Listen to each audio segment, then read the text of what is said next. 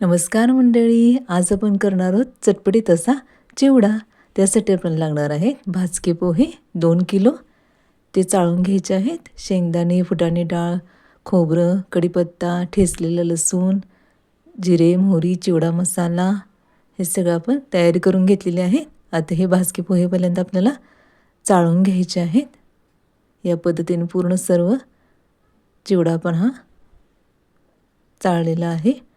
आता हे आपण एक एक करून आपण सगळं तळून घ्यायचं आहे. शेंगदाणे सर्व हे मंद गॅसवर आपल्याला तळून घ्यायचे आहेत.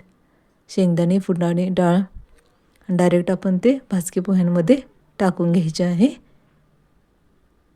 हे फुटाणे डाळ मी मंद गॅसवर तळलेली आहे. हे आपण भाजके पोह्यावर टाकून घ्यायचे आहे. या पद्धतीने खोबरं पण आपल्याला तळून घ्यायचं आहे. कढीपत्ता, लसूण सर्व आपल्याला फ्राय करून ह्या भाजक्या पोह्यांवर टाकून घ्यायचं आहे. कढीपत्ता चांगला कुरकुरीत झाल्यानंतर आपल्याला पोह्यावर टाकून घ्यायचं आहे.